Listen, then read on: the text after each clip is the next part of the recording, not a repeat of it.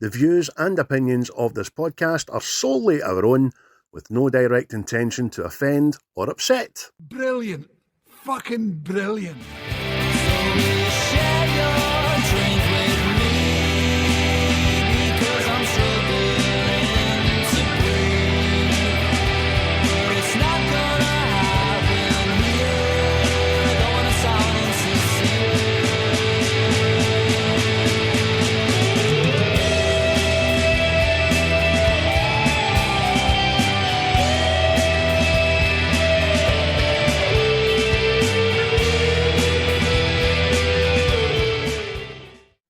Well, hello, we're back. It seems like we've not been away in quite a long time because we've sandwiched in a wee collaboration in between my last two episodes, but we'll talk about that in a wee while. Thanks for tuning in, everybody. Welcome to What's the Script, the very Scottish movie review podcast, hosted by myself, Craig, and of course, my cohort partner in crime, Chris. How are we, sir? Yes, I'm fine and dandy, tickety-boo, and all that jazz. How about yourself? I'm very well, mate. Very well indeed. All the better for having another excuse to watch this movie again for the, I don't know how many times, mate. I noted it and quoted it before I put it on again.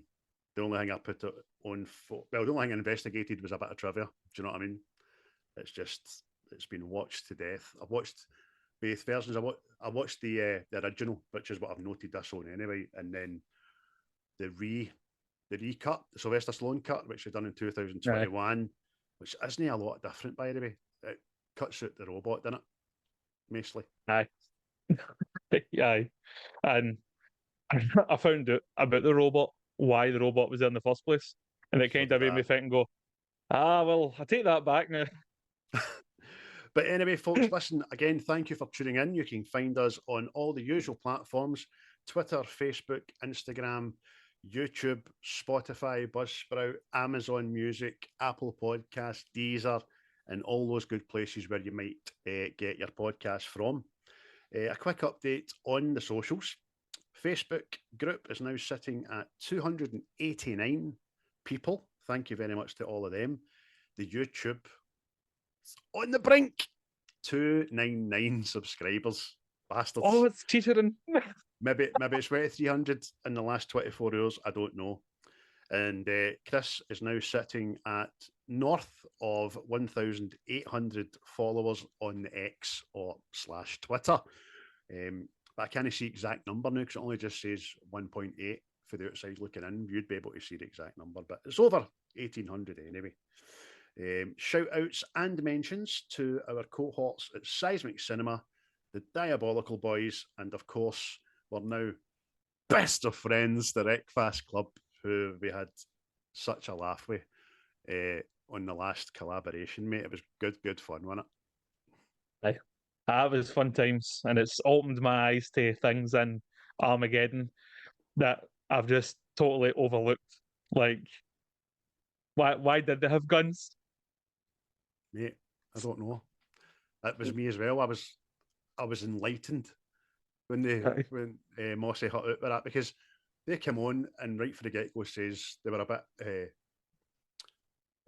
was intimidated because we were meant to be the movie podcast. I was like, what the fucking hell? And they came up and found out more stuff than us. But that was a pleasure, boys. We look forward to appearing on your channel in the not too distant future. We already know the film that they're probably going to do, and if you want to know what that is, go back and listen to it. Drop us a like, a follow, and get the Wreckfast Boys followed as well as the Seismic and Diabolical guys as well.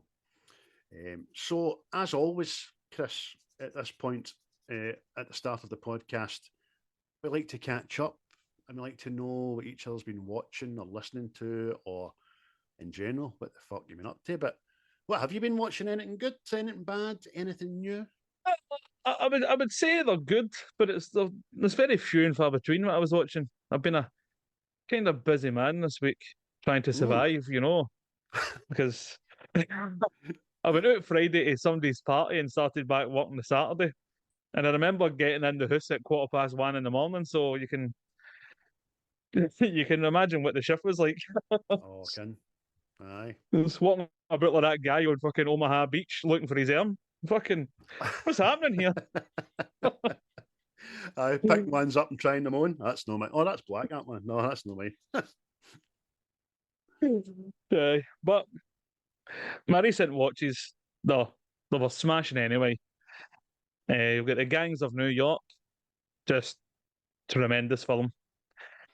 Doesn't matter how many times you 100%. watch it, No. superb.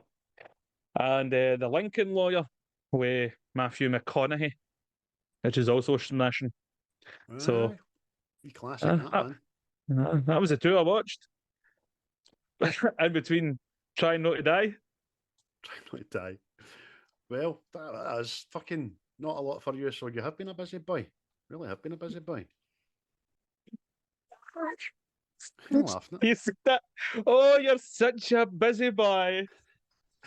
Walking about looking for a missing arm and using my other one to pull my plonker to Goofy. Again, a direct reference to the last collaboration with the Wreckfast crew. Aye.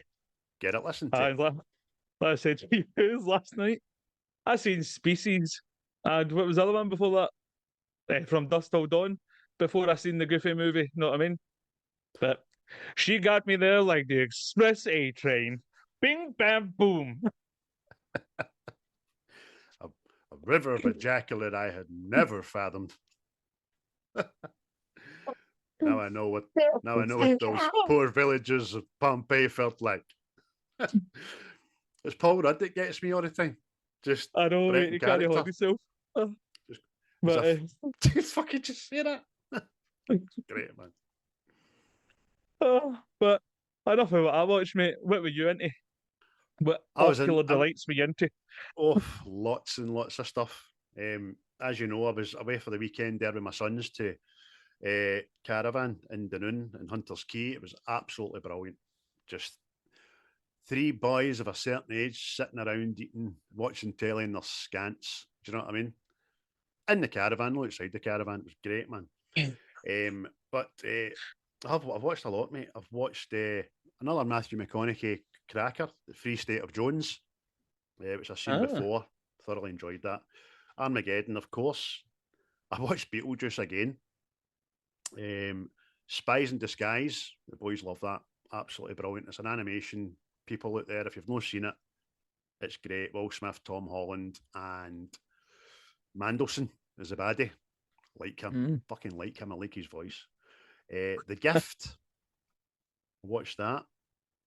I struggle to remember what the fuck it was, but I watched it. The Gift. I don't know. The Walking Dead, Dead City, which is the Maggie Negan spin-off, which was the last one I had to watch, and that was fantastic. Wrath of the Titans, great wee movie. The Towering Inferno, which of course, as you done, and as I think everybody does, was followed closely after by Poseidon. But the 2006 one. Obviously Rocky 4. Cobra, because I went into a wee sly mode. And then I was feeling a bit daft and silly and wanting to laugh, and I watched Police Academy 1 and 2. And I put on the Facebook group page that we talk a lot about quoting movies throughout life, right? And we've talked about it hundreds of times, haven't we? But until I watched Police Academy 1 again, I never realised that that's tapping my tree. Everything in that, I quote that. Oh, holy shit. And all that. Hey, I got to go now. Everything, man. You better move that now, mister. Fucking just so good. So that was me, mate. Quite a lot. Quite diverse. We've switched places there. Know what I mean? Aye. I mean, all this talk of the Rings of Power was out there, and I nearly started watching the Lord of the Rings again, but I seen something that's in the Rings of Power season 2, and it sent me into hysterics, and I had to walk. I mean, I don't know if anybody knows about it, but orcs now have families, and they're forced to go to war. Oh, Jesus. It's like I says, mate, what they keep doing it to the bad guys. Let the bad guys be bad. But no. I know. They're bad because they're told to be bad. Oh, oh, oh, superb. Isn't it? Superb. Crocodiles are born to fucking eat mammals, right? I can just imagine them trying to rewrite that. Do you know what I mean? It's why can we not just have baddies that are evil? Fucking. Oh, I know they'll mate, probably try and put in that wee thing that orcs are different for Orokai. You know what I mean? But aye, behave. it's mate. I will send you the video that I seen on Twitter. Oh, please It don't. is it's Please fucking don't. hilarious, hilarious. Oh, if it's Mate, funny, I'll watch it. remember the orcs are remember in the films they came out the grun in sacks and they were already fully grown. Oh, that was the Urukai, was it? Aye, but even still, there's a wee bambino orc. I'm not trying to imagine two orcs going at it. Oh, meat's on the menu, lads. Oh, can we have some meat? Oh, give me your meat. Oh, Jesus. Oh. Can you imagine the Orcs family coming into the maternity ward and all that to see the Wayne? That's a beautiful looking baby, isn't it? It would be like Tune the Fats sketch. Oh, what an ugly bastard there, baby, that's. Oh. Wait, funny you should mention that. I was talking about that the other day. Oh, Well, another Lord of the Rings segue, shall we call it? I see Ian McKellen was asked to reprise his role as Gandalf in the new movie, Hunt for Gollum, isn't it? aye, yep, aye. I don't know if he'll be up to it, but we'll see. Because he's looking is that old. going to be Because a standalone? Is it going to be another trilogy?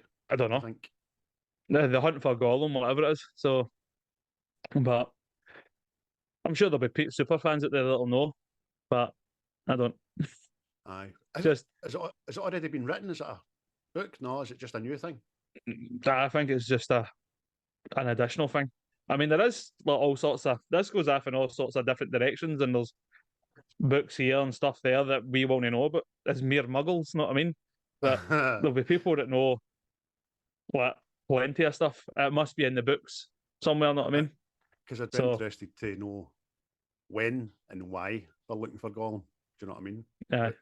It's a timeline kind of thing and who's going to win it. But there we go, folks. That's a wee bit of what's to come in the movie world some point down the line. And it'll probably be here before Blade anyway. I don't think Blade's ever coming out, mate. I don't think it's ever going to get made. Nah. It's turned into the new Flash, except the Flash did come out. But less said about that, the better. Although I quite like that movie, to be honest. I think it's just funny. It's good. So anyway, back to this week. It was my pick of Chris's list on the last episode. And I was smiled upon by the cinematic movie gods that led my brain to pick bang smack in the middle. I'm sure it was number 25. And I picked Rocky 4. Tell us a bit about it, Chris. What's there left to say? If you've not seen this, I will never get you. It's boxing. It's Rocky. All the best bits of Rocky all piled into one movie. From soundtrack to the fight to the inspiration to everything. So if you don't like Rocky, watch Rocky 4 and you'll probably watch the rest of the Rockies. There you go. So Definitely. I couldn't have said it any better. And for a franchise and a standalone movie which is so boxing heavy, it's not about the boxing. Just like all the Rockies are about the boxing. It's the spirit of triumph and revenge.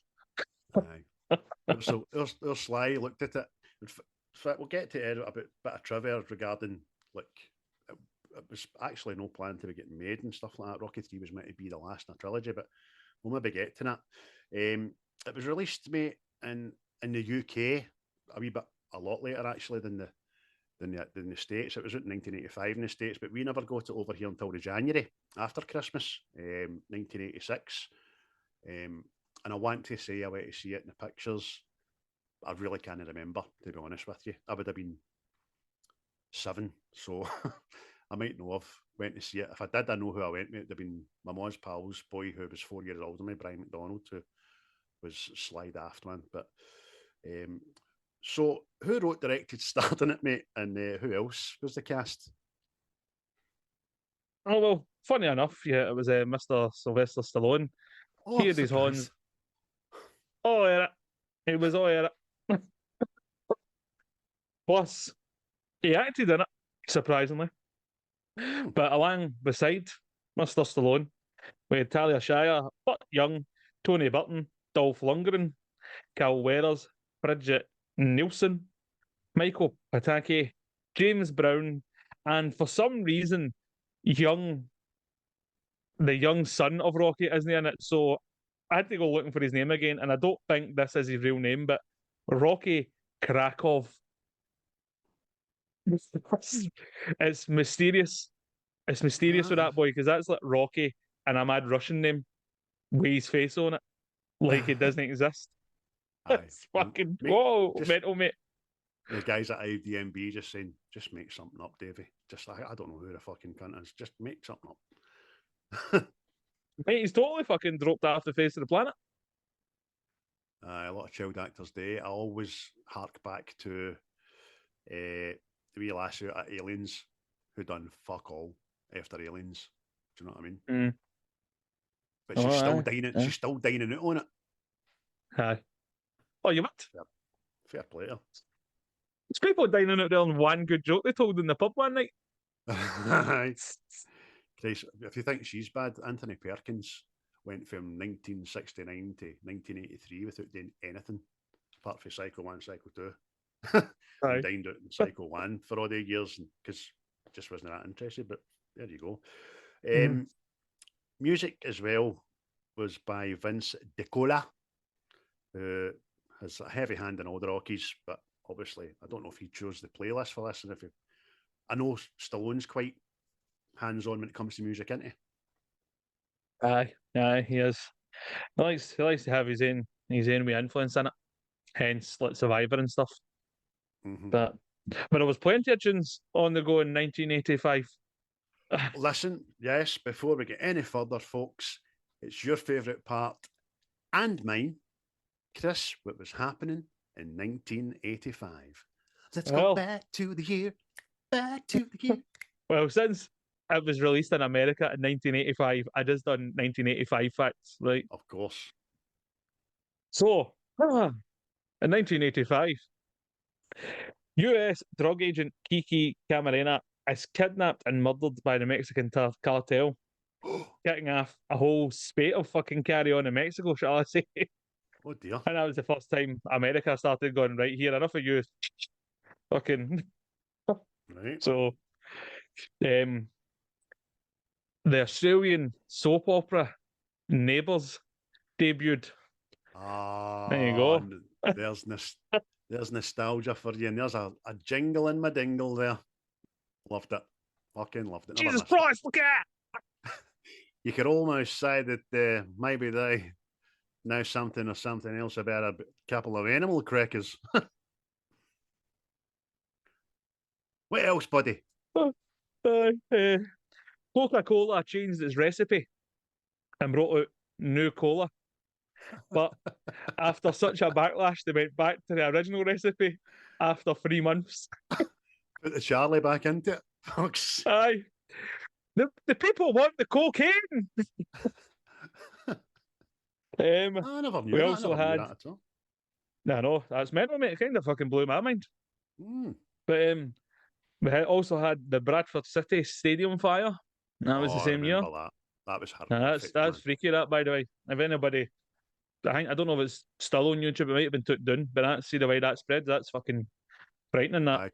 It was Gabby Logan's, just sorry to Gabby Logan, his father, he was the manager at the time, Terry Orth, and she nearly expired, man, and her dad nearly get fucking caught in it and all that jazz, and it was horrible. Anyway, sorry, I digress. We also had Live Aid. You know what I mean? That was there. Everybody was fair enjoying themselves there. Maybe not the people had the AIDS, but we're trying to raise money to keep the flies off the The baby's face is here. The flies are coming down and picking up the babies. Oh, it was horrible. And funnily enough, this same year is the year that the Titanic wreckage was discovered. So it was. The So it was. joint French and American teams.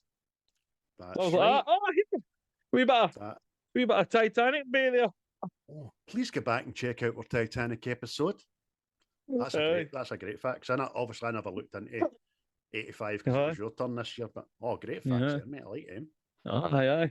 But as for popular culture, we'll start with the films. And this people were sniffing glue in 1985. That was popular. Aye. There was a song in the heart, and everybody had kicks. Buzzing the gas and all that. This is an 80s child's fucking wet dream, and it just feels like, if you want to talk about the 80s, what I'm about to read after you all just pops in, right? It's always mentioned in the 80s. Right. So the first film, Back to the Future, came out. We had The Goonies, we had The Breakfast Club, Weird Science, Fright Night, Blue, Mad Max Beyond the Thunderdome. I stopped there, right? But there's fucking a plethora, to quote you, a plethora. Know what I mean? That's just 80s. 80s. Mate, see that last 10 seconds of information you afforded us there, it makes me just want to have a marathon of all the movies. That's amazing, isn't it? What a fucking year. Aye, telling you. Even the songs, mate, right? This is just some of the songs, right? We had Born in the USA by Bruce Springsteen, Summer of '69, Bryan Adams. We Don't Need Another Hero. Aye. I didn't know it was that early. Oh, there you go. There you go. We Don't Need Another Hero by Tina Turner, obviously. Raspberry Beret by Prince. Don't One of our favourites. Simple Mind. Aye. We Built This City by Starship. Take On Me by Aha. Wake Me Up Before You Go by Wham. And Like a Virgin by Madonna. Jesus. I now want to proceed my marathon with a wee disco. What a playlist that is, by the way. Aye. Just big hair, bright colours, and a can-do attitude. Aye, that was, do you know, I think 1985 was the year that was most prevalent, where every band had one of the guitar pianos. Aye. It was like a piano with a guitar bend on it. Would that be the same time with the piano fucking tie and all?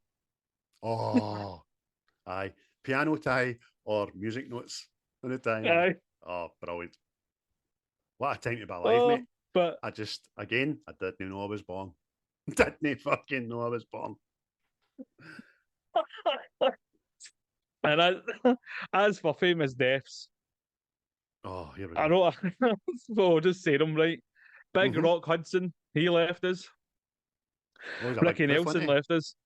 Aye. he likes his gentleman, you see. No, that's a bad thing. There's a good movie about it, actually. I'd suggest people watch it. Oh, sorry, mate. On you go. Aye. Also, Ricky Nielsen left us. He was a singer. Was it Hello, Mary Lou, Goodbye Heart? You'll know it. Oh, he sang that song. Aye. Anybody who's in the Disney know it, go listen to Ricky Nielsen there. Fucking broaden your horizons there, you see. We also lost Orson Welles, Yul Brynner, and Diane Fossey. Yul Brynner? That's off fucking hell, man. Diane Fossey's had a way to study the gorillas. Find that film, Gorillas in the Mist. Aye. What happened to her? Did the gorillas kill her, or did she just go missing? I can't remember. I've seen the film, because Sigourney Weaver's in the film. That's the only reason I know the name. Aye. But big Yul Brynner, he left us, I know. Big magnificent bastard that he was. That couldn't have been long after he'd done Westworld. I'd like to say Westworld possibly was done early 80s, maybe late 70s, but another smashing film, which, of course, they try to make into a series. First series I thought was great, and it just kind of tailed off. But that's mate, my heart's filled with nostalgic love and brilliant information. Thank you for that Aye. deep dive I into couldn't fucking believe 85. it. See, when I was reading that, I was going, bastards, bastards. Dad, you never told me about these things. How could you know I'd get into my mother's bedroom sooner? Got me in here in this world. Then I'm looking at mine. What the fuck is the Mario movie? Fuck is that? Oh, the Bob Hoskins one. Jesus fucking Christ, man. It's so bad. So bad. Entertain that.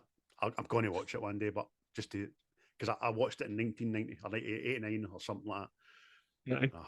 That's just fucking nothing to do with Mario. That's nothing like the game. I need to watch it. So brilliant, mate. Thanks very much for that. Can you just remind us of the budget and the box office, please, for the movie we're doing today? Oh yes, mate. Well, the budget for this movie was a smashing $30 million, according to the interwebs, which is good gone, considering what was this thing the other week there? It's millions upon millions. And worldwide, again, according to the internet, it brought in 300.5 million. So that's a hefty chunk of change it brought in there. Which was, and I think maybe still is, the highest grossing in the franchise with regards to the budget. Apparently, it was the most successful grossing sports movie for 24 years until The Blind Side came out. Which I've never heard of. I don't know if it was that one about the American football player. See with Sandra Bullock. Nah, it's off my radar. I'll not watch it because apparently that boy's family didn't get any money for the film and all that. So I don't know if it's been remedied. So we'll see.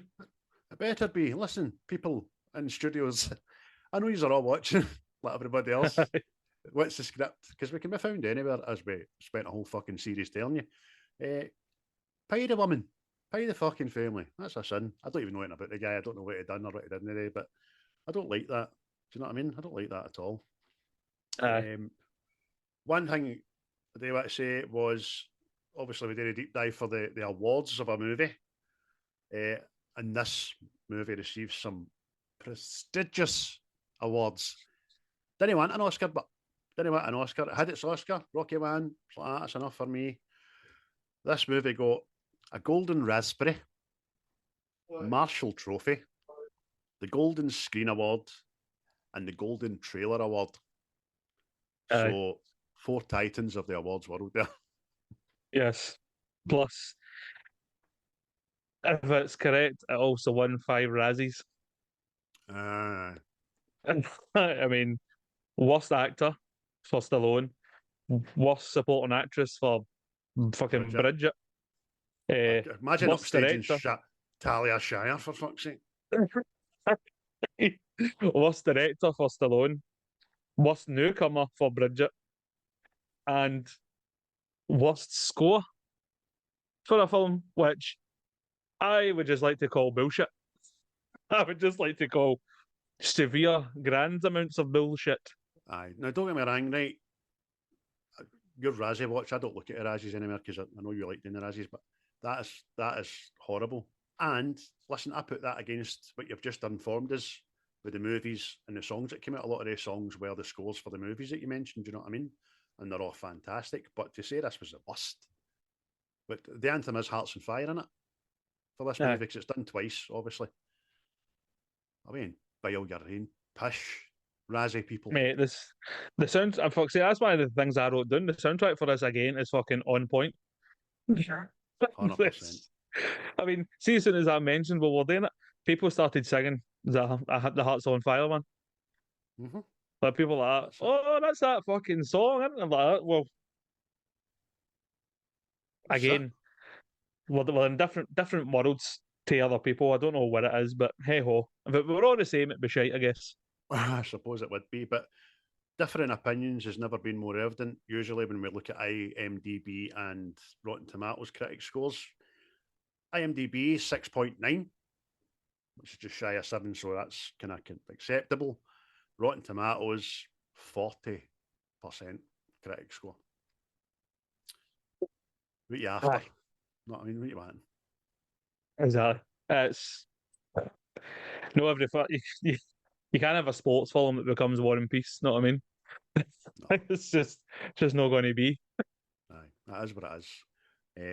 But like we said at the start there, there's a lot more to this film than the boxing.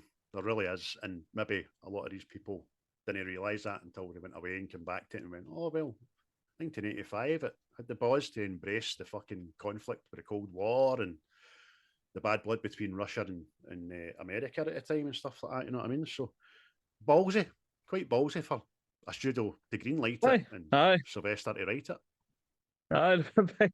Big Sly was trying to fucking end the Cold War on his own. Somebody's like, I can do this with a fucking swipe of a pen here. I can do this with the fucking swing of my left paw. Watch this. Knock out a whole country of billions.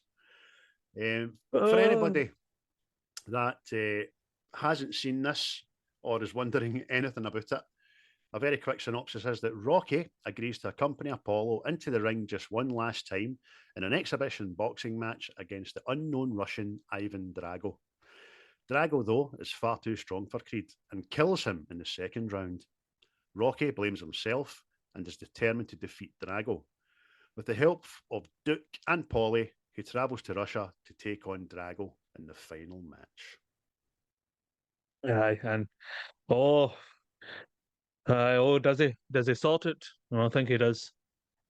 So, like, well, you just said it, mate. He ended the Cold War with that left swing. Aye, one haymaker at a time. Aye, exactly. Now, apparently, this film could have went on for another hour and 10, 15 minutes or something like that. Aye. But Sly cut it to come into about 1 hour 31 minutes, I think the movie was in its entirety. Pacing wise, excellent. The final cut, Aye. I thought. There's no room for a breath. There's no fuck about it. It just goes from one extreme to the other. Doesn't it? It's really well, man. Yep. Yeah, it's like you say, mate. There's I wouldn't go as far as to say non-stop, but what has to happen to follow the story happens, and it happens quick. No, I mean, there's they trimmed the fat right off it, shall we say? No, I mean, it's a lean piece of beef, but That is a lean piece of beef. aye. But like I said before, mate, I think it's got all the best parts of all the previous Rocky films. Like there's a revenge story in it. You know what I mean? You've got a villain that you're supposed to fucking hate. There's obviously the triumph of overcoming all the obstacles and all this. So it was, aye. Even Rocky falling out with his missus. So the greatest love story on film for a time, to be honest with you. And aye. even they have their fucking. But she used the cheek to fall out with him. Just Talia Shire, man. I'd have fell out with her for fucking breeding. You know what I mean? Morning. You talking to? Fucking. You say trimmed the fat and all that. I mean, the original writing for this was meant to incorporate Clubber Lang again for Rocky 3, apparently. I don't know in what context it was meant to do it, but that was quickly decided against. I think Mr. T kind of says no. I think he says no. I've had my bum kicked. You know what I mean? I'm all right.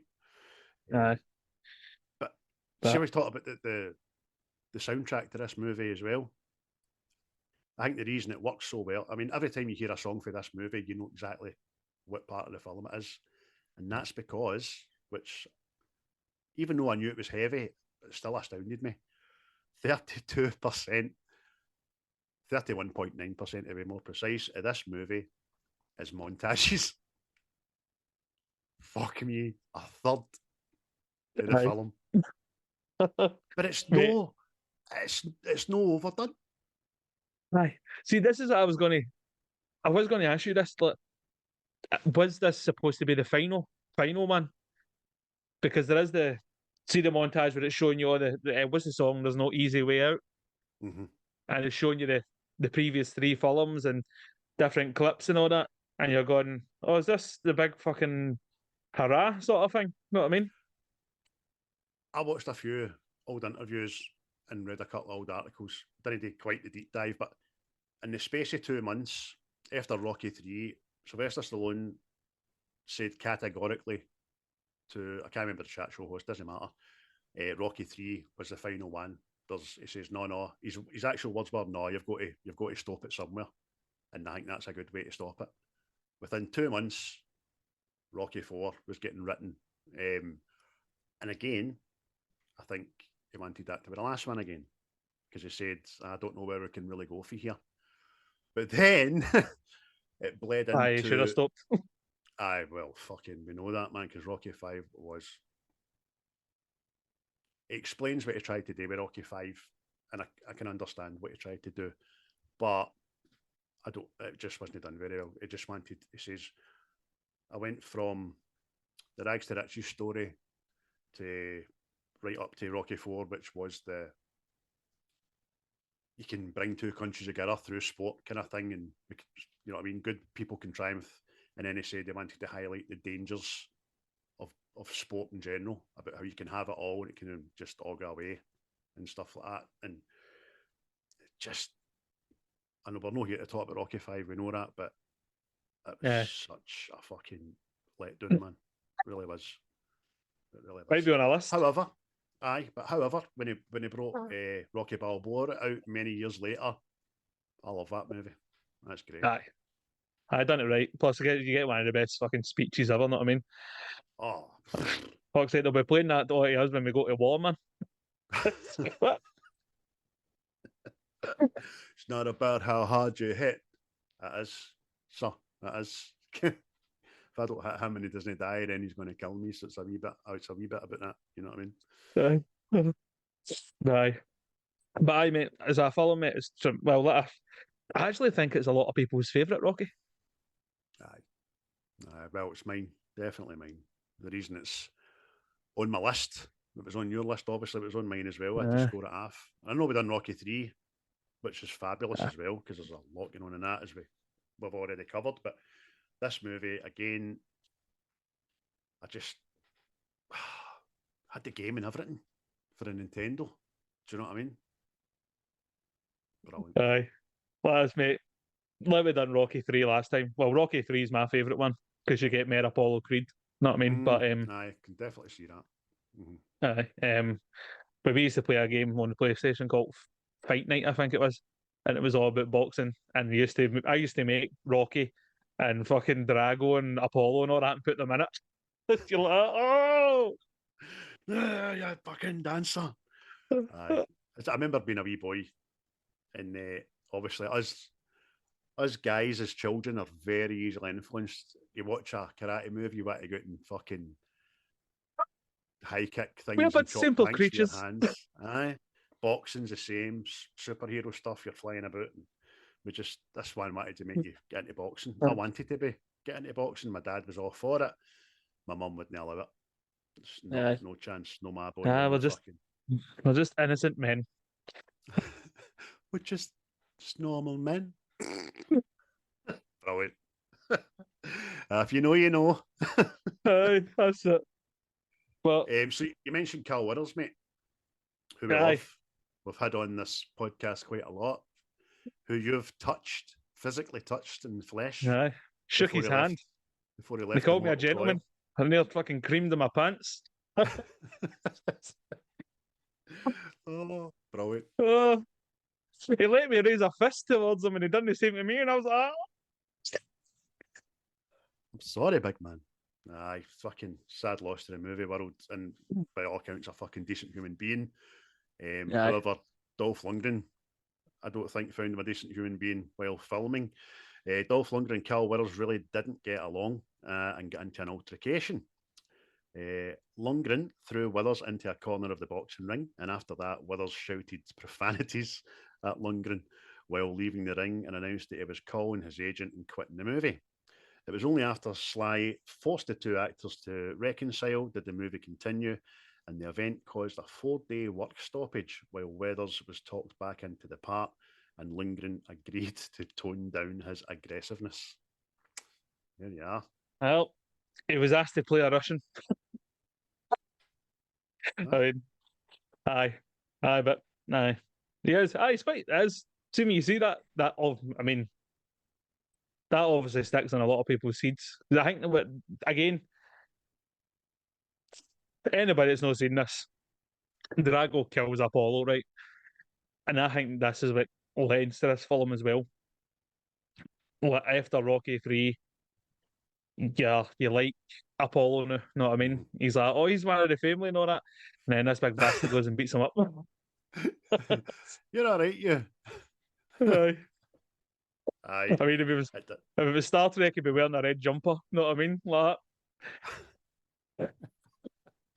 No, they always get killed, the red jumpers, cunts. Ensigns. Hey, Ensign, how you doing? Don't know how long I'm here for. Maybe 2 minutes, maybe 2 hours, but I'm dying. That's fucking on the cards. You're right, mate. As a wee boy, I remember it very well, being fucking traumatised when I seen it. No Apollo. I can imagine, we know what Americans are like. You know what I mean? Like fucking whoopee. And just sitting in the movie theatre as an adult at the height of the Cold War, seeing a Russian kill an American in the sports arena. Oh, must have just get our backs up for the rest of the movie. Absolute rage. And what I say, isn't it? That obviously, it helps the film. Know what I mean? Because I guess it would just be like another Rocky film unless you had a reason to really hate this guy. Know what I mean? And that was it. That was fucking kill my boy. Bastard it is. Bastard. And it's just the coldness of it, know what I mean? Because it's like, I guess they done that so it was to get the rest of the world that wasn't really involved with this shit kind of caught up in how everybody felt, sort of thing. Mm-hmm. I mean, we've already said about the Cold War being prevalent at the time, but this touches on the fucking use of drugs and everything in sport, anabolic steroids, which was kind of getting out of hand at the time. I think it was only a couple of years later that Ben Johnson was stripped of the gold medal in 100 metres and a lot more thereafter. But maybe it highlighted the fact that there wasn't really any dope testing in fucking boxing at the time. I don't know. Because he seemed to get away with it, no bother. Oh, aye. Jagged in the ass. Getting changed. Fucking, have you used any dartboards in Russia? Your ass is an office state. The size of that needle. That's like a fucking thermometer for a chicken. Wait, see when you see that? See when that guy into his there? I don't think you're like that. Jesus! Fucking, it's about your night. Aye, you're like, that's in the bone, that. Jesus Christ. Is that needle coming back out of there? Fucking hell, man. Absolutely great. It covers a whole range of stuff. Obviously, in the writing, I don't think a lot of people, it depends what way you look at it, I suppose, right? If you're American, you'll think one way. Surprisingly enough, it wasn't favoured too well in Russia. But I think Stallone done a good job of highlighting the arrogance of the Americans. Aye. Very well. It didn't make the Russians out to be the bad guys in any way. They turned out to be in the arena because they killed Apollo.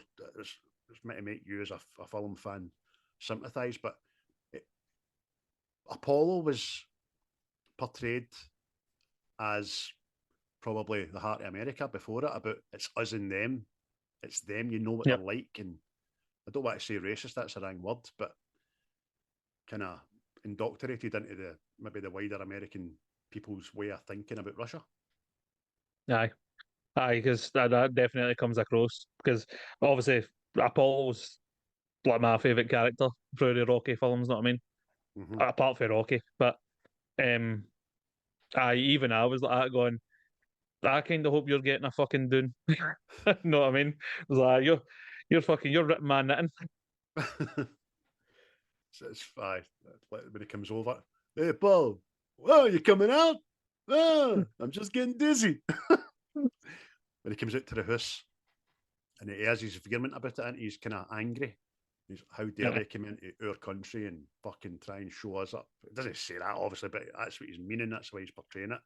And we've got to show them who's boss and all that. And you're like, oh, all right, okay.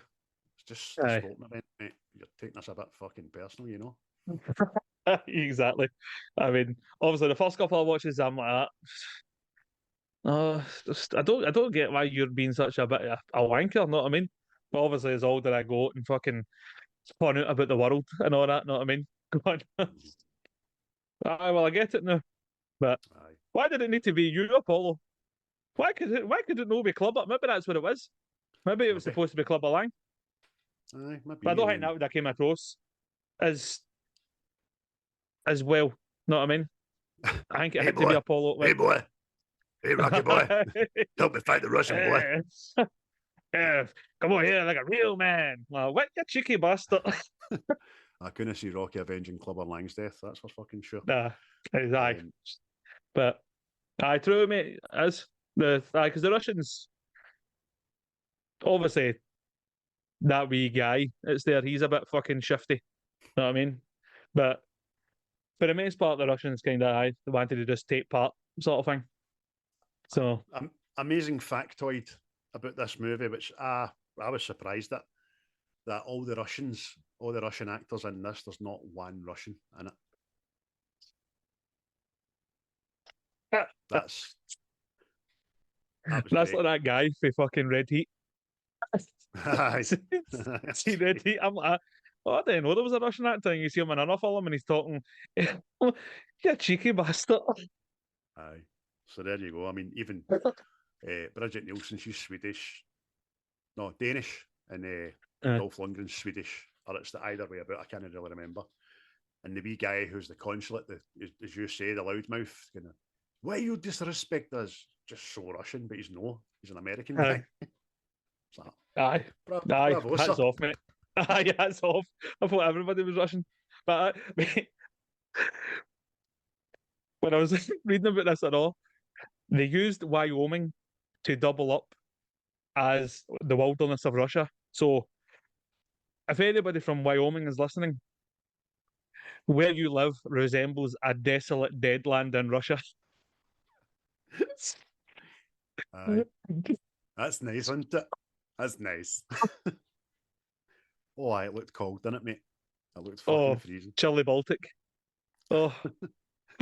Chilly Willy the penguin. But in saying that, I could see myself living there, just see in the middle of nowhere, just rotting one day with a blanket on me, just looking at the white plains. Just, it's good to have land. I knew you were going to say that, but I thought you might have changed the last bit to snow. It's good to have snow.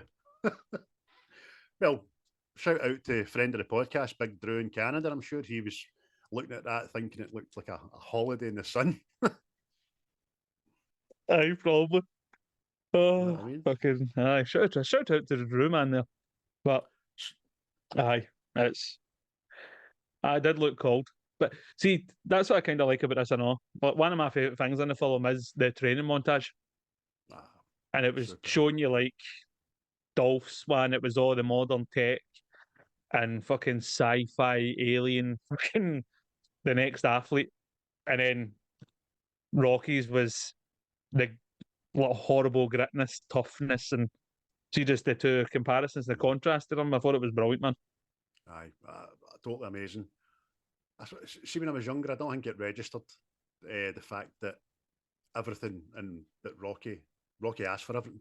He asked to be isolated, and he asked for a barn, and he asked for rocks, and he asked for fucking lumber. And you don't appreciate that until you're a wee bit older and think, fuck, he knew what he was doing. It was a mental strength as much as it was physical strength with him. Did you read the bit about the facts about the training stuff and the Russian training stuff? No. Apparently, some of that training stuff wasn't afforded to mainstream public or centres or anything for another 20 years. It was that far advanced. They were all prototypes. They were all kind of inventions that had been greenlit, and some of the things were another 20 years before they were seen. You're like, fucking hell, man. I better pull Sylvester's goat getting that. Where'd they go? NASA? Yeah, that's fucking that's weird. Because I just thought it was because there's a bit, see when they switch the machines on and all the dials go up, and then that way there's like a wee garage opens and it's just flashing lights, and I'm going, what is that day? Is that Knight Rider coming on? What? That serves no purpose. No. But I suppose we'll get to the training much as a wee bit later and a wee bit more in depth, but some of the fucking things just look berserk, man. Absolutely berserk. Dolph Lundgren, right? He, before this movie, this is his first kind of mainstream part. Before this, he was apparently a henchman in License to Kill. Or was it License to Kill? No, it's before time. It was a James Bond movie. It was just before it. It was one of the henchmen, apparently. But this was his first kind of mainstream role, and he was one of over 8,000, fucking 8,000 people that auditioned for the part of Ivan Drago. Dolph Lundgren was first turned down by the casting directors for being too tall, but later on he got his chance to send photos and meet Sly, who told him he had a good chance to get the part. But he advised him to gain 20 pounds of muscle in total. It took Lundgren several months to win the part. So, fair fucks to the guy. He's obviously persistent and knew what he wanted. Because apparently they had a different idea for the Russian and all. It was to be a big fucking berry, a guy, a big hairy monster. So, but, I mean, what a specimen that man is doing that film. Jesus Christ. Know what I mean? And obviously opened the door for him for the next kind of 5-6 years to a lot of big parts for him. Do you know what I mean? Like was it Punisher and He-Man, Universal Soldier, all that kind of stuff. I think Universal Soldier's the first thing I've seen him in. And then backtracked, you know what I mean? Because unlike some of you guys, you said Chuck Norris is your action men and all that. I had Van Damme and Steven Seagal. Quite funny. Enter the Dragon, right? Now the bit Bruce Lee fights Chuck Norris. Aye. Have you seen it? They put the music to it, and it's Careless Whisper. It fucking does make a difference, doesn't it? You seen the one another put the cat in it? Aye.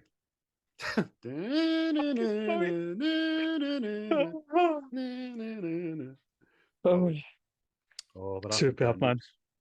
So there you go. You've probably read and probably wrote this down as well, but tell us about the obviously Sylvester Stallone wanted it to be as real as possible and instructed Longren that they were going to be hitting each other for real, didn't they? Right, see this wee factoid here.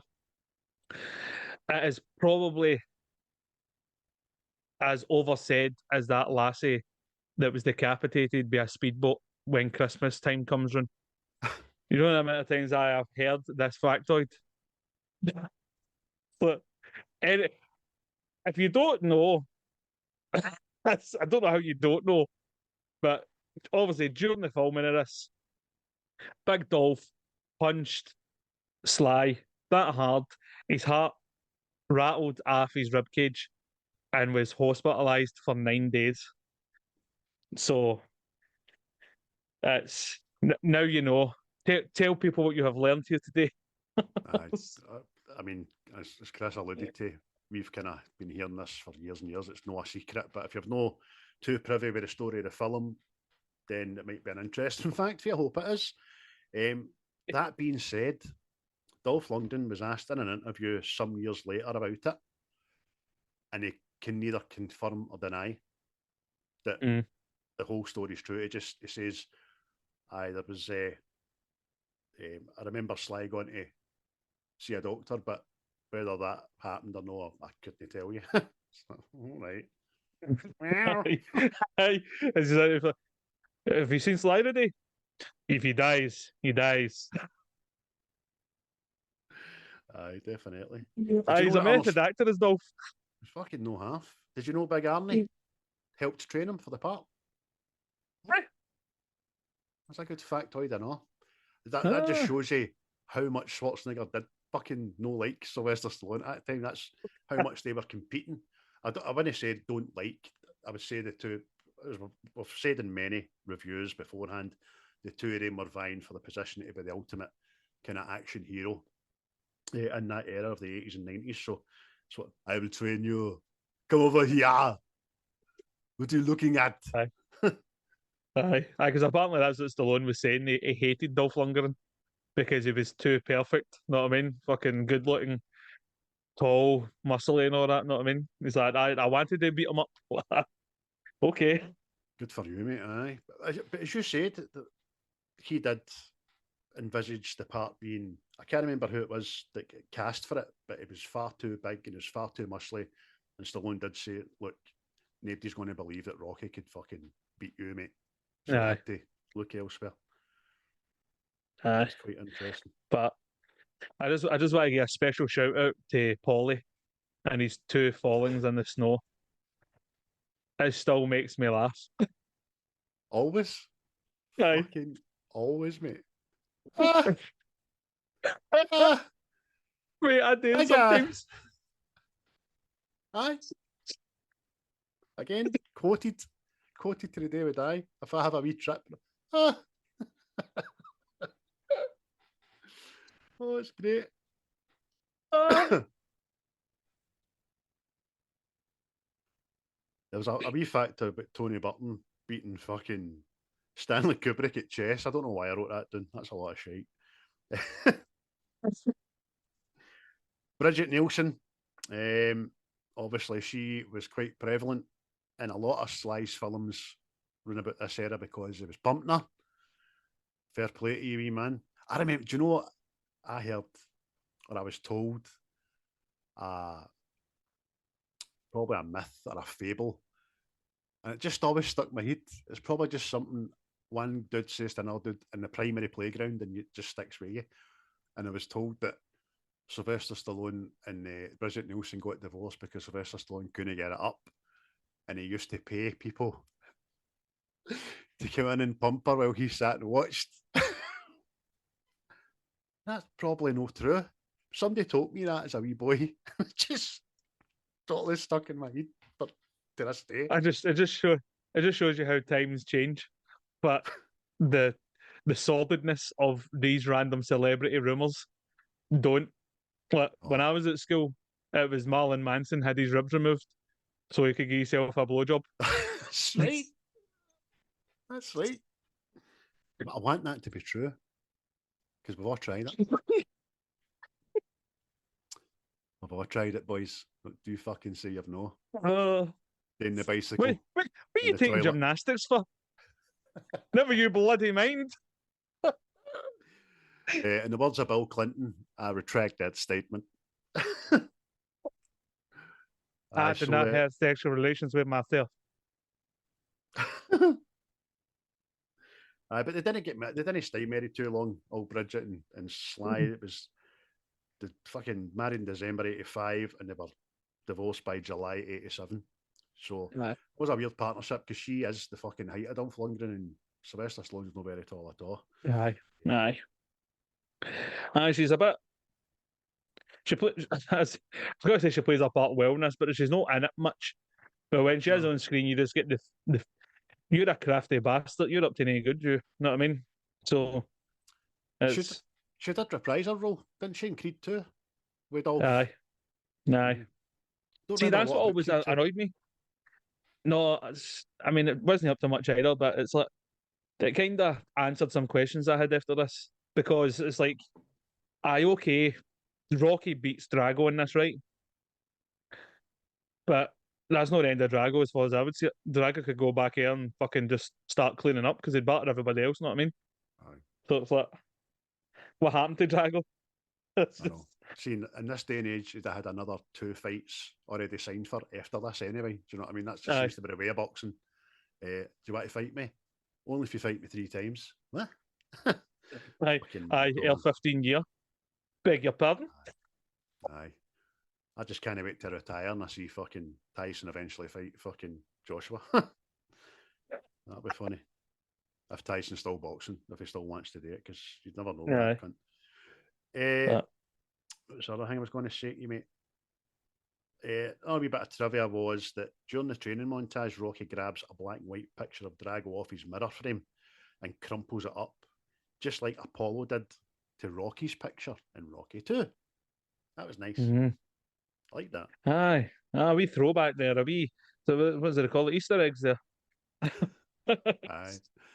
All the true fans will know. Know what I mean? See, no, I can't remember what this was on. I'm not sure if it was on a podcast or I can't remember what it was, but it was like a daft fan theory, right? Because I always wondered, right, why did Rocky no throw the towel win, right? I knew I get it. It was like Apollo didn't want it to happen and fucking all that shit. He wanted to go on his shield, so to speak. But I can't remember who it was, but they were like that. That Rocky actually wanted Apollo to die, and that's why he didn't throw the towel. Because you know how when they have a fight at the beginning, you know how it's like the end of the last film and it's the ding ding, and we all, who won that fight? Well, this I can't remember all the ins and outs yet, but it was along the lines of Apollo won it, right? And if he won it and like Rocky threw in the towel, Apollo would have said that he beat him and all that shit, you know what I mean? And it was like Rocky didn't want that to get out there, so he let him die in the ring. And I'm going, that's fucking dark, that. That's horrible. That's horrible. That's a conspiracy theorist I don't like. You know what I mean? There's also a big what's the word? A big unanswered question about the belt, about the World Championship belt and who actually holds it and all that kind of stuff. And it's prevalent in this film for some reason, because we know Rocky puts the belt on Apollo's fucking coffin. And then I think it was rewrote into the story just at the last minute that it wasn't a sanctioned boxing match under the heavyweight boxing, whatever, because they wouldn't license it. Aye. Aye. But it's fucking it's not even it's not the only kind of fan theory conspiracy thing that's kind of connected to this film. No. Because for anybody that doesn't know, right, see the next film, it's they've obviously changed the actor that plays Rocky's son in it to Stallone's real son, right? And he's a considerable age older than him. So it's like, and I thought this was darker on me, but I was like, but if that's true, that's fucking dark.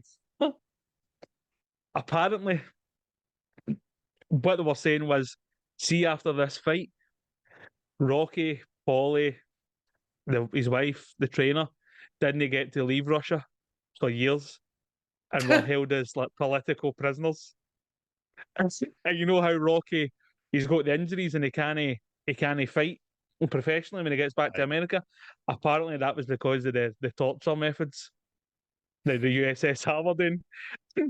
I know how he comes back and he's skint. Apparently, they used up all the wealth to try and buy the way back to America. And I was like, that. Oh, Jesus, that's dark. Aye. I don't know who said that, but whoever it was must have been watching Rambo 3 at the same time. Or Rambo 2, was it? Rambo 3, aye. That was another Russian-American thing fought in Afghanistan. Which was just nuts. That's wild, that. Fuck, cunts just have got too much time but it was because they, obviously the boy's age. Because the boy has aged, what, we'll say fucking 3-4 years, and the time it takes him to come back for Russia. Know what I mean? It was like easy. But I always found that between 4 and 5, I always wondered at what point during Rocky's most important match in his history at the end of Rocky 4 did either him or Adrian decide to put the family savings into a wrong investment. You know what I mean? Fuck that happened. So by the time they fucking touched down, cunts were like repossessing the mansion, weren't they? You know what I mean? Aye. That escalated quickly. Aye. It's just because again, what I say is that mad theory. It was because of all that shit. You know what I mean? How the fuck? How was their money man so fucking out of touch and all that? And they come back and they need to punt everything. They're back into know what I mean? Aye. Plus, I think they were saying like she wants to get back and Rocky's talking to the people. They're in like a mad fucking shitey air hangar, know what I mean? And it's like, would you know come through the airport like everybody else were? So it was like a hostage exchange, know what I mean? I was like, That was a consulate handing them it's... back to America. But aye, funny man. What was your favourite scenes in it, mate? I was just going to say the same to you because we've actually talked in depth about the whole film without specific scenes in it. It was quite good. I enjoyed that.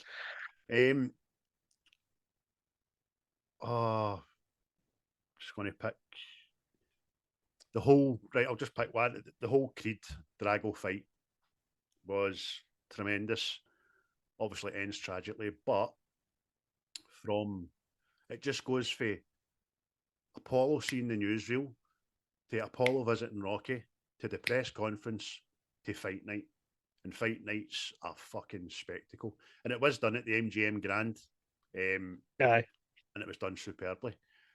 Stallone says as well that all the costumes that everybody, the dancers and the jugglers and the band and all that had, they weren't even part of the design. They just found them in, like, was it Paramount or whatever studios that done this, had them at hand and they just flung them on these dancers and all that, and it said it looked fucking tremendous. The way a lot of people didn't register when Apollo comes down, there's a big iron bull behind him, and that's Drago's name, the Siberian Bull. And fucking obviously Apollo's dancing, and he just does that bump, and the Siberian Bull breaks apart. But Dolph Lundgren says he broke character in this as well, because to his credit, Dolph Lundgren's credit, it was his idea to change Sylvester Stallone's mind about how to play Drago. Sylvester Stallone wanted to be a wee bit mouthy and a wee bit thingy, and Drago says, no, less is more, just more intimidating, blah, blah, blah. But he says he broke character because he'd never been to the MGM Grand before, and he came up. That's brilliant, isn't it, the way he comes up for the floor and just looks about, and he says, you see one of the scenes, and I looked for it, and he did see it, he goes, like that, do you know what I mean? And that was, he says, I couldn't help it, I just had to go, fuck me, this is amazing. Aye. So that whole spectacle was great. James Brown, obviously. Aye. Living in America. Did you read what James Brown said about this, playing this part in this film?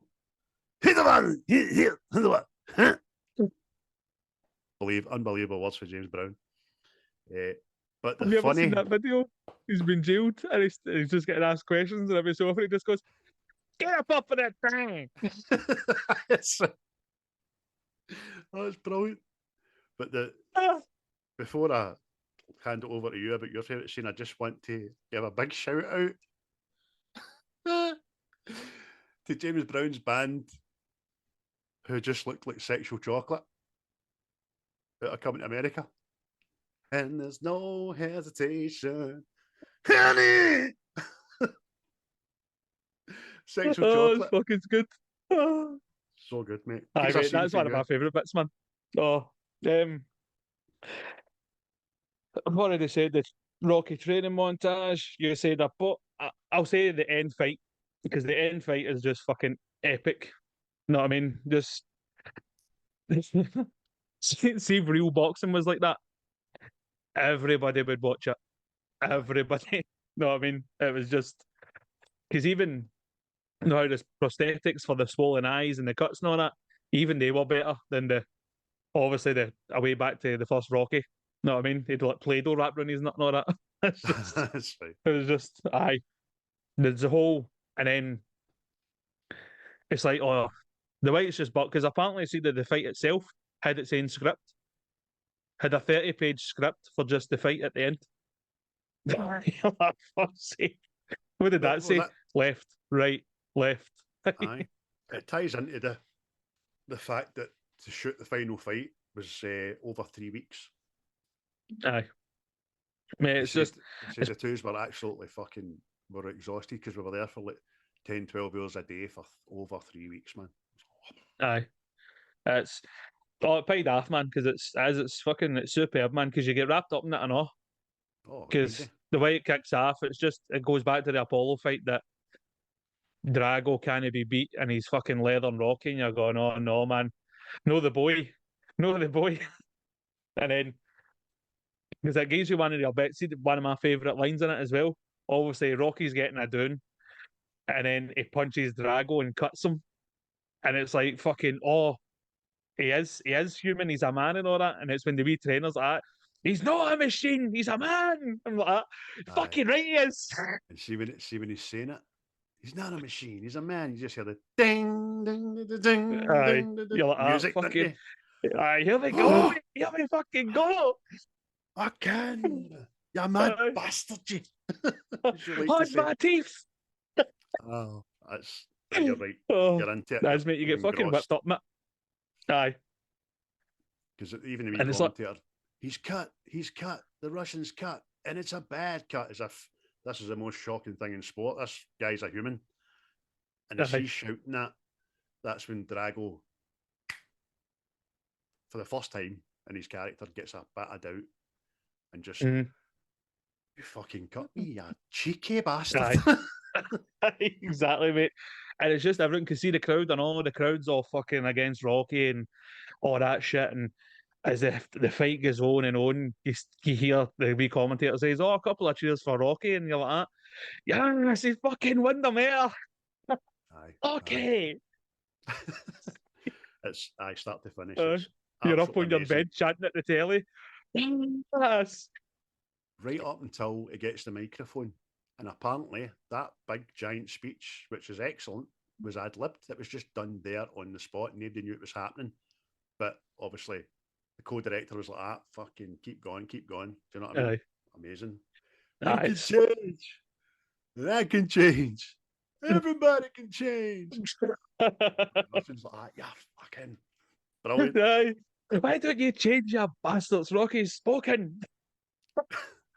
It's out of the norm for favourite scenes. I want to give a special shout out to the scene where after the funeral and Rocky and Adrian are at the tapping bottom of the stairs and they have that back and forth dialogue. It was far too long to write down or ad lib, but as much as I slag Talia Shire, fucking Continental tires before I slag them. Oh, you rubber, aye?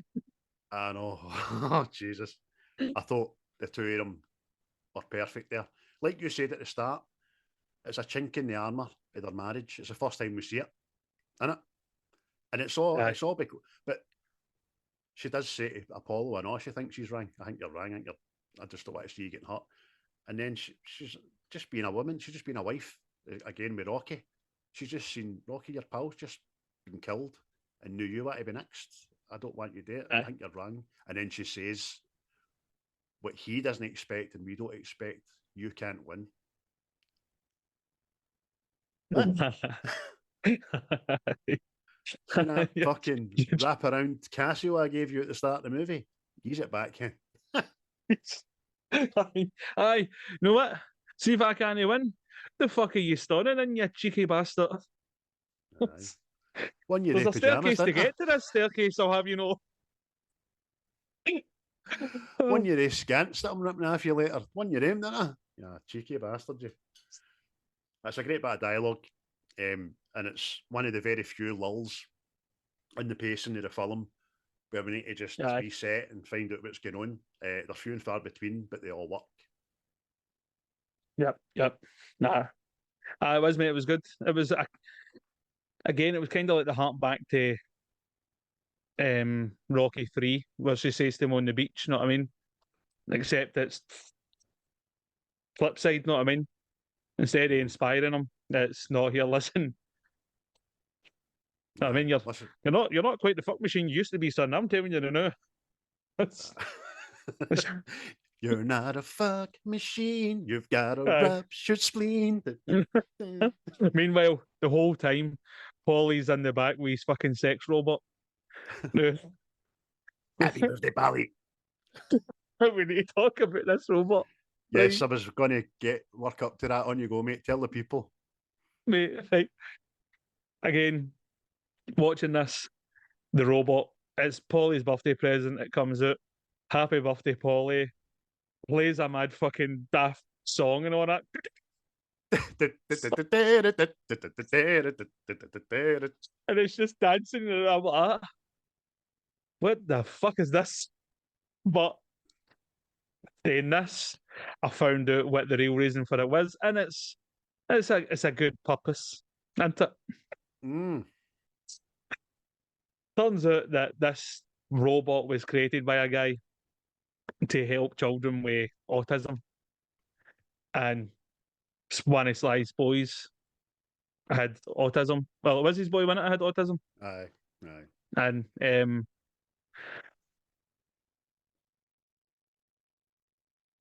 to kind of get it out there to promote it, sort of thing. He wrote it into the film. You know what I mean? Which now knowing you kind of feel bad like that.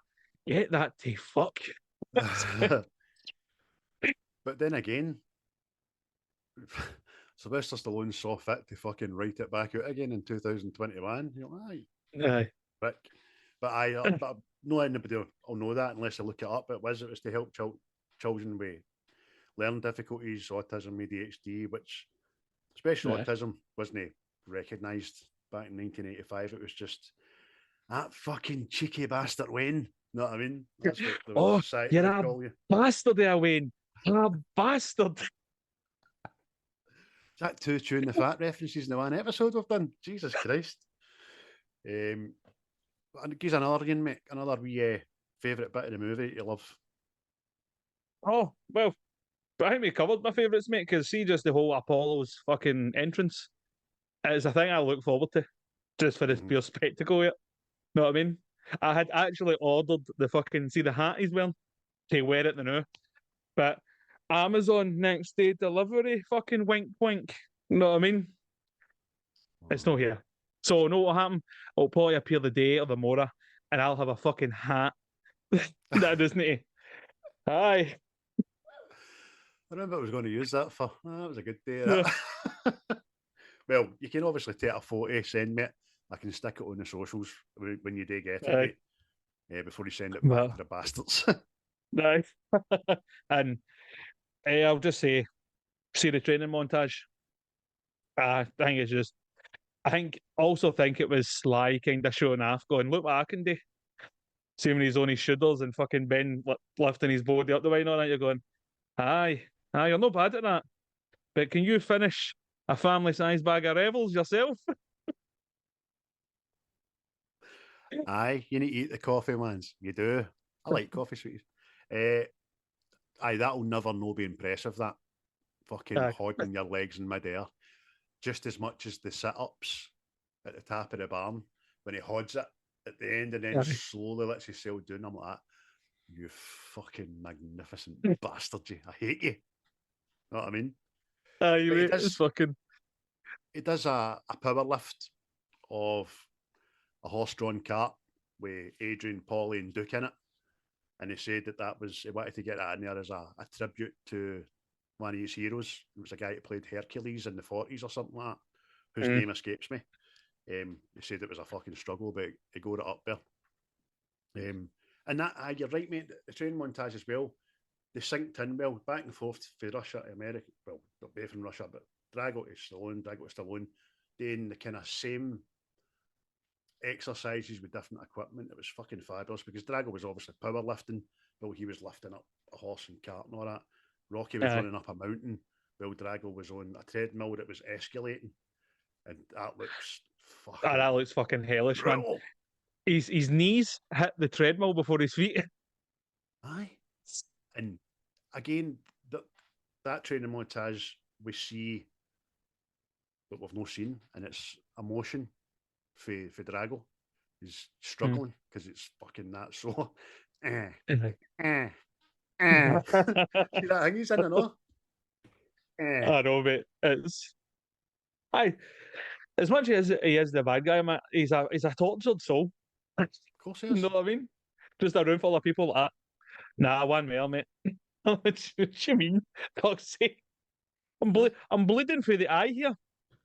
One more. Up the stairs.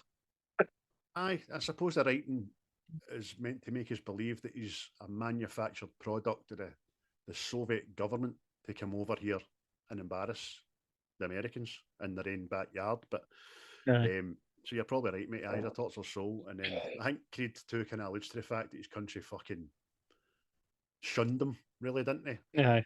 Yep. Uh, Yep. You're But a I thought, you're a fucking disgrace of a man. Getting beat by a little midget bastard. Have this turnip and go away. You'll be locked in a room and forced to watch Masha and the Bear every day for 2 hours. sit there and take 1 imperial credit per second, or I beat you like old shoe. Here's famous Russian story about bag. I don't know what I thought about this. Fuck me. I want to let's go into some cracking dialogue, mate. Let's use a couple of lines, mate, that just fill you with fucking pride. I've already said a couple, mate, but I'll say that wee guy just when they're talking about Drago measuring his punches. And he goes, "It's very simple. What's that? Whatever he hits, he destroys." Brilliant. Aye. But Brilliant. see the way he does that? See the way his face is and he looks like away? It's like you expect it to like freeze and go do. It's brilliant. It's just throwaway, but so smug. You know what I mean? I'm telling the world, whatever it hits, he's fucking annihilating here. Aye. I'll give you one, which bring a tear to a glass eye at the time, by the way. And it's when they're going out to the ring in Russia, and Paulie just breaks character. It doesn't break character, but he does something totally against his own character. And he has a wee word with Rocky. Rocky's focused on it. He says, "Hey, Rack, there's a lot I could say about this man. If it matters now, I guess what matters is, no, that's me fucking, I'm reading Sly Stallone's fucking, if you're no speech here, Jesus, where is it? Aye, Paulie's like, "Hey, Rack, I know sometimes I act stupid and I say stupid things, but you kept me around and other people would have said, drop that bum." You gave me respect. You know, it's kind of hard for me to say these things because it ain't in my way. But if I could just unzip myself and step out with someone else, I want to be you. You're all hot, Rock. Kisses him, man. Try not to get, "Oh, Paulie, you mad wanker." But then, same race, Rocky steps into the ring. Paulie goes like that. You know, Rock, all that thing I said before, and he goes, "Aye, forget it." Thanks for that. Oh, brilliant, man. Oh, again, a wee line in Russian for Drago when he's been punched off Rocky. He sits in his wee corner and he's like, "Oh, he's no human. He's like a piece of iron." You know what I mean? And you're like, "Oh." Aye, there you go. That's the first fucking chink in the armour, innit? Right after he's been cut, it's smashing. Aye. Obviously, we said with the trainer, Duke, he's not a machine. See that, mate? It's fucking tremendous, man. Aye. Me even see my young brother Div used to say that about a lot of fucking things, man. just pure stupid, man. But back to Lord of the Rings. See when Aragorn's fighting with the Hidorikai, and he stabs him and all that, and he's like, "He's not a machine!" Like, you've watched the right thing here. Duke is a very underrated character in the franchise. Another guy that's sadly no longer with us. To be fair, he doesn't get a lot of airtime in it. He's always just been Apollo's trainer up until we got a better look at him in Rocky 3, as you said there, where him and Apollo are kind of inducted into the family. Hey, come on in. No, I mean, good guys. In this, I don't think I wrote it down. I didn't. When he comes up to see Rocky, "Hey, champ, how you doing?" And then he has his wee heart-to-heart with him about Apollo. Apollo's like a son to me. When he died, a part of me died. But and then he says, "You're the one," about 40 times. "You're the one that's next in line. You're the one that's making the tea. You're the one that didn't pee in the toilet. You're the one." But I'm taking a piss out of it, but it's a cracking wee speech, man. Aye, as mate, aye. I was going to mention that.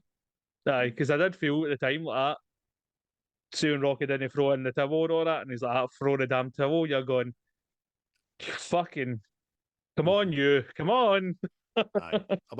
I want to come back to you on that. I've got a wee bit of a question to ask you about that anyway. But Aye. any other But I lines, like his mate? character and all, because even when they're in the fights and all that, and he has to go in and break it up, he's like, see when he throws the sponge on the cunt, and they're like, you doing, your cheeky bastard? And he's like, there you go, Rocky, son. Supposed to be an exhibition. Brilliant, man. Any other lines, mate? Oh, this, if he dies, he dies. It's fucking, use it for so many, I've said it so many times, it's fucking unbelievable. It's, it's just Aye. people lying drunk at house parties. If he dies, he dies. Your brother all right? How? He's on that couch. He's no fucking getting up. If he dies, he dies. even in the before the first round, even Bell's off, man. It's I must break you. Just Aye. I must break you. He's like, mate, he's a fucking. I don't know if it's because you kind of look at him and you could go, you could be the Terminator or no. So just the way he plays this character. Aye. I'm looking at my background now and looking at him. He's just the two of them, by the way, but they're just specimens, aren't they? Just specimens, man. I would like to take a dig Oh, at it. shiny. You and your shiny shorts. But Rab Corbett, Rab a crab, Rab where the crabs, is it? Aye, they're great. Absolutely brilliant. The question I'm going to ask you now. Rocky didn't throw in the towel. Do you think it gets half a bit lightly with it? Or do you think there was a lot more to be filmed about it and it was just cut out? I would like to think there was a lot. Aye. I don't know if I've maybe seen it in another 5 films, the person getting slapped at a funeral. I'm convinced myself I've seen this, his wife slapping him at a funeral, but I know I've not. I just think there should be a bit of a backlash on that. Aye, that was kind of the same. Because I suppose what you're kind of, well, see when I watched it today, because I did think about it, because I'd already wrote it down like you, why there wasn't a backlash. Why, like, Duke takes the day with him when he's got to fight Drago. I know the motivation would be, we're going to get this bastard back, sort of thing, but you see at the funeral, you kind of see Duke in the background, see when Sly's talking, and Duke's fucking pure staring at him like, you're gonna get fucking hood justice, buddy. Aye. I'm going to run a zip right up your back. Duke's at the back of him like fucking Mirren's Da in fucking Baywatch, Braveheart. When he puts his head down, he goes, Aye, that was, man. It just, aye. That was always another thing with me, I know. Aye, look. You can obviously write it away as if everybody is fucking gutted that you didn't throw a towel in. However, they all know what Apollo would have fucking made you a promise. Do you know what I mean as well? But aye. Same time, sometimes promises need to go out the window for the greater good in that, for people's health. Aye, mate. Of course, mate, of course. But all in all, mate, I think it's superb. Everything about it. Spectacle, drama, overcoming fucking unbeatable odds. It's a revenge film to an aspect as well. It's everything, man. It's got all the best bits. It's the only film in the whole franchise that you don't hear Frank Stallone singing. Weirdly. Aye. It's the only film in the franchise you don't hear Mickey's voice, but you do see a clip of him in one of the montages. And it's the only film in the franchise where neither fighter in any fight lifts his hands to block punches. Aye. Like I said, mate, see the first round would have been stopped. Modern day boxing would have been stopped. What? Aye. But it's a spectacle of a film, innit? It's cinema. It's pure cinema. Because was made in China. No. Because they're just, well, for me anyway, you get pure engrossed in it, caught up in it. You get caught up in the story, going, oh, you bastard, you've killed his pal, aye, revenge, get him. And then it's this little aspect of having to overcome a superhuman. Know what I mean? And aye, ticks all the boxes for me, really. Aye, you're right. Pure emotional investment is what I would call it, because you're reeled in Yep. and you've no time to get back out again and have a cup of tea. You're just in there for the journey and the duration. So on that score, my man, I think we've covered quite a lot. Oh no, one more question. See, in the Apollo fight, when Drago and him, they just came out and they're dancing around and Apollo's jabbing him and all that. Know what I mean? The Russian trainer just shouts, "Yes, man, yeah." And that's when Drago fucking starts. I think that was Russian for plenty.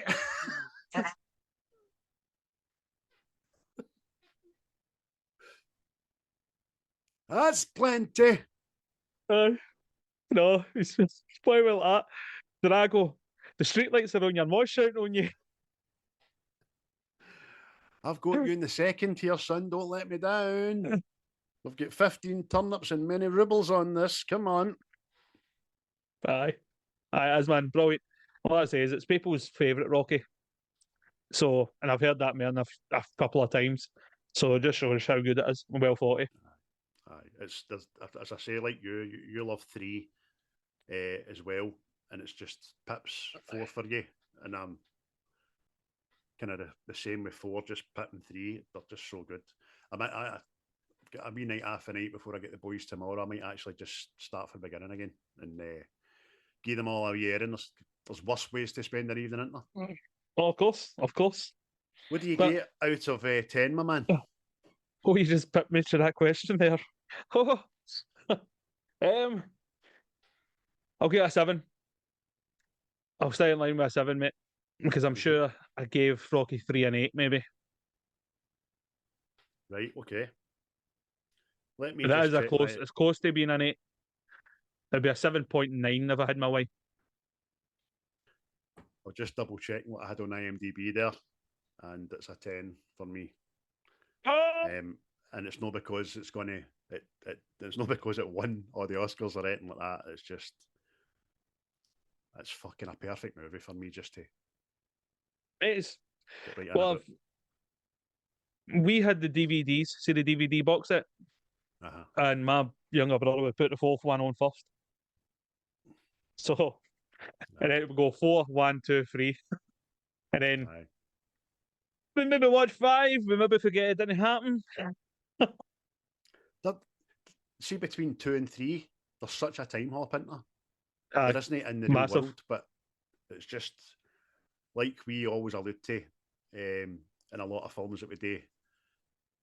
Old America, old New York, old Philadelphia, and all that looks fucking desolate as fuck, man.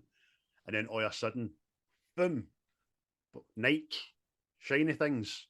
Do you know what I mean? It's no dark, it's just shot differently. But anyway, we digress. So a 7 for Chris and a 10 out of 10 for me, which is purely a selfish score in my part, sorry. There we go, folks. That was Rocky 4, 1985, written, directed and starring Sly Stallone, who was pumping Bridget Nielsen. Or was he? Was he paying someone to pump, or was he sitting and watching, pulling his wee wire? Who knows? Let's hope so. Aye, I want to kind of believe that that's true.